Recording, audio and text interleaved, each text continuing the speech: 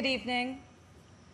Before I begin, I want to send a special message to everyone who's been affected by Hurricane Laura. Our hearts are with you. The President will continue to support you every step of the way. And just like Americans always do, the nation will come together to help you rebuild your homes, businesses, and communities stronger and more resilient than ever before.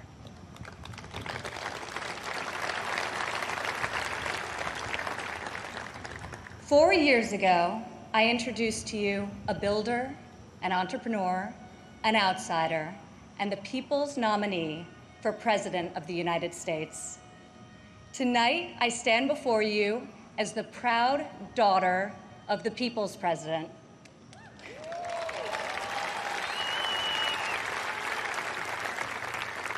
He is our commander-in-chief, champion of the American worker, defender of common sense, and our voice for the forgotten men and women of this country.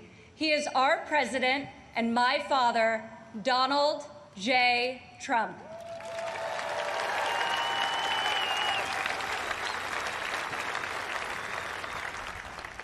This evening, I want to tell you about the leader I know and the moments I wish every American could see. I want to tell you the story of a president who is fighting for you from dawn to midnight, when the cameras have left, the microphones are off, and the decisions really count. When Jared and I moved with our 3 young children to Washington, we didn't exactly know what we were in for, but our kids loved it from the start. My son, Joseph, promptly built Grandpa a Lego replica of the White House. The president still displays it on the mantle in the Oval Office right over there so that he can show world leaders, just so they know he has the greatest grandchildren on earth. I agree. Over the last 4 years, we've learned a lot. I've seen in Washington it's easy for politicians to survive if they silence their convictions and skip the hard fights. I couldn't believe so many politicians actually prefer to complain about a problem rather than fix it. I was shocked to see people leave major challenges unsolved so they can blame the other side, campaign on the same issue in the next election. But Donald Trump did not come to Washington to win praise from the Beltway elites. Donald Trump came to Washington for one reason, and one reason alone: to make America great again.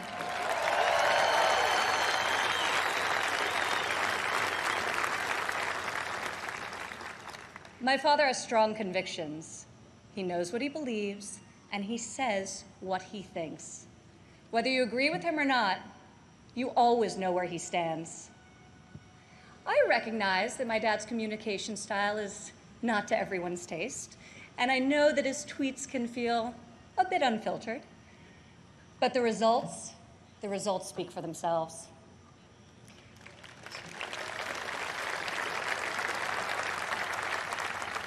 He is so unapologetic about his beliefs that he has caused me and countless Americans to take a hard look at our own convictions and ask ourselves, what do we stand for?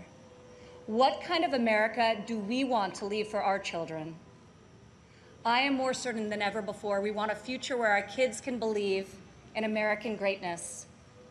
We want a society where every child can live in a safe community and go to a great school of their choice. We want a culture where differences of opinion and debate are encouraged, not canceled, where law enforcement is respected, where our country's rich diversity is celebrated, and where people of all backgrounds, races, genders, and creeds have the chance to achieve their God-given potential. This is the future my father is working to build each and every day.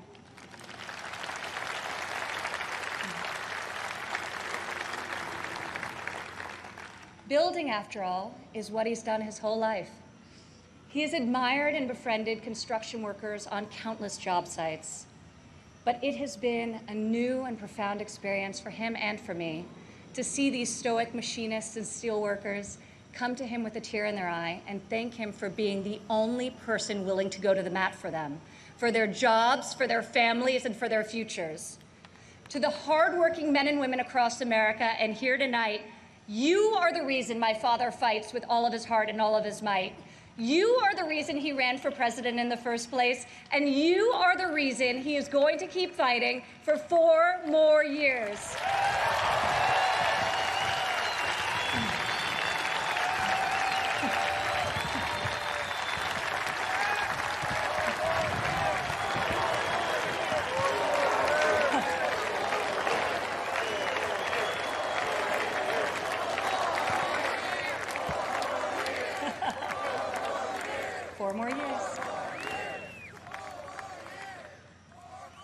I remember one evening in early February of 2018, we were in the Oval Office with my father's top economic advisors, and the president was pushing to keep the promise he made to renegotiate the bad trade deals that had gutted millions of middle-class jobs.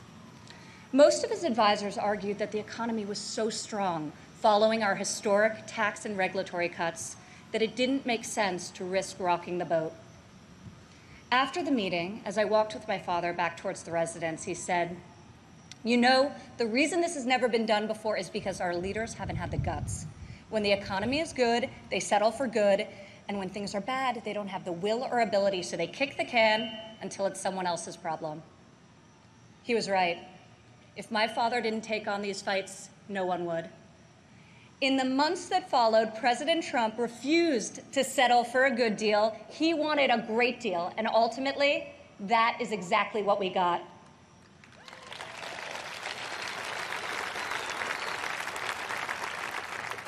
I remember each time he was updated on the progress of the new trade deal with Mexico and Canada, he would say, "Don't let down those dairy farmers I met in Wisconsin. I don't want them to like this deal. I want them to love it."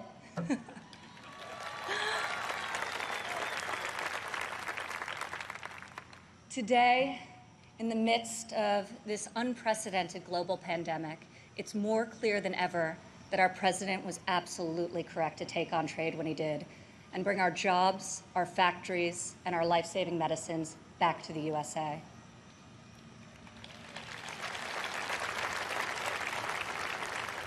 As our nation endures this grave trial, I pray for the families who are mourning the loss of a loved one, for those who are battling COVID-19, and for the first responders and the healthcare heroes who remain on the front line of this fight.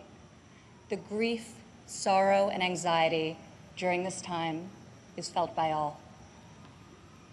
I've been with my father, and I've seen the pain in his eyes when he receives updates on the lives that have been stolen by this plague. I have witnessed him make some of the most difficult decisions of his life. I sat with him in the Oval Office as he stopped travel to Europe. I watched him take the strongest, most inclusive economy in a lifetime, the lowest unemployment in a half century, and the highest wage increase for working families in decades, and close it down to save American lives. It is why our president rapidly mobilized the full force of government and the private sector to produce ventilators within weeks, to build the most robust testing system in the world, and to develop safe and effective treatments, and very, very soon a vaccine. My father isn't deterred by defeatist thinkers. The word impossible, well, it only motivates him. Donald Trump rejects the cynical notion that this country's greatest achievements are behind us. He believes that nothing is beyond our reach and that the best is yet to come.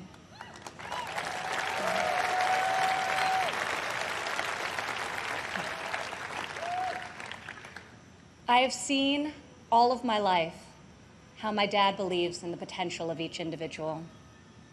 Earlier this evening, we were all inspired by the incredible testimony of Alice Johnson, a great-grandmother who was sentenced to life in prison for a first-time nonviolent drug offense. I was with my father when he decided to commute Alice's life sentence. Together, we watched Alice leave prison after nearly 22 years. As she ran into the arms of her family and they celebrated a joyful reunion, my father got very quiet. I could see the emotion on his face. After a long silence, he looked at me and said, "Imagine how many people there are just like Alice." From that point on, he became a voice for those who had been unfairly silenced in our prison system. President Trump rectified the disparities of the 1994 Biden crime bill that disproportionately hurt African Americans. Against all odds, he brought together Republicans and Democrats and passed the most significant criminal justice reform of our generation, and we're just getting started.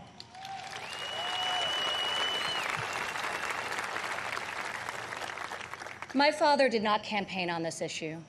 He tackled this injustice because he has a deep compassion for those who have been treated unfairly. More than rhetoric and political prose, the ability to build consensus and achieve bipartisan success will help heal our country's racial inequities and bring us forward together. President Trump is advancing the American values of work and family. 4 years ago in Cleveland, I said President Trump would deliver for working women. Last year, over 70% of all new jobs were secured by women.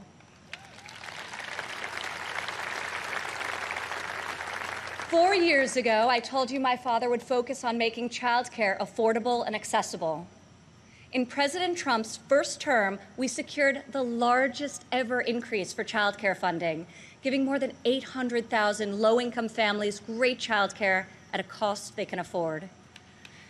As part of Republican tax cuts, in 2019 alone, our child tax credit put over $2,000 into the pockets of 40 million American families.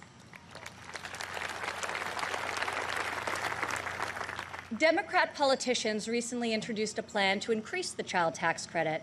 Yet when I was fighting less than 3 years ago at the president's direction to get Congress to double the child tax credit, not a single Democrat voted to pass the law. We got it done anyway.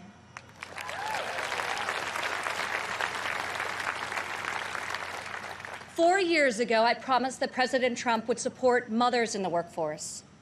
In his first year in office, he signed into law the first ever national paid leave tax credit. Today, 8 million more Americans have access to this benefit.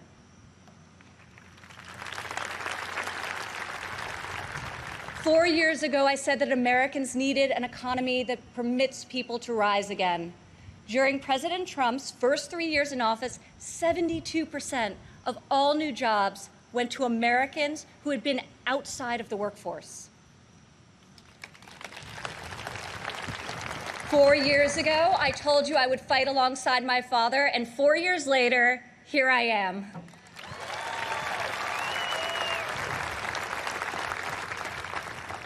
Many of the issues my father has championed are not historically Republican priorities.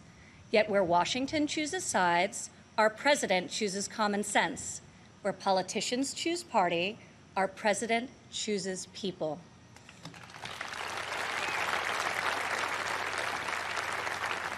Since the day he took the oath of office, I've watched my father take on the failed policies of the past and do what no leader has done before.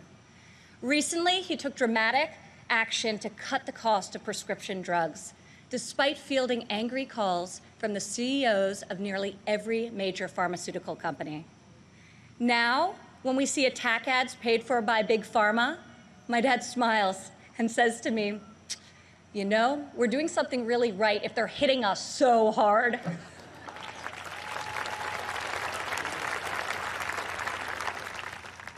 This spring, our president saw that American crops were going to waste because food supply chains were disrupted by the virus. He directed Secretary Perdue and me to find a way to get this nutritious food, fresh fruit, vegetables, meat, and dairy, to families most in need. Within a matter of days, we launched the Farmers to Family Food Box program, which has now delivered over 100 million meals into the hands of American families.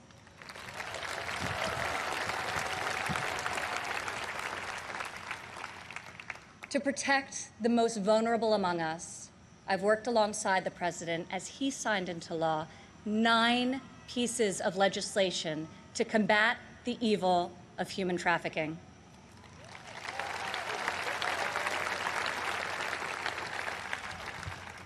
I've stood by my father's side at Dover Air Force Base as he's received our fallen heroes, and each time it has steeled his resolve to finally stop the endless foreign wars.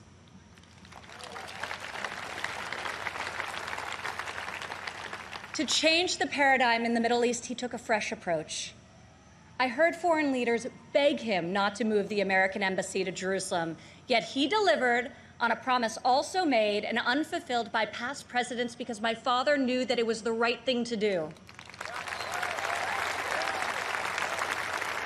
Defying all expectations, just weeks ago, he rewrote history again by making a peace agreement in the Middle East, the biggest breakthrough in a quarter century.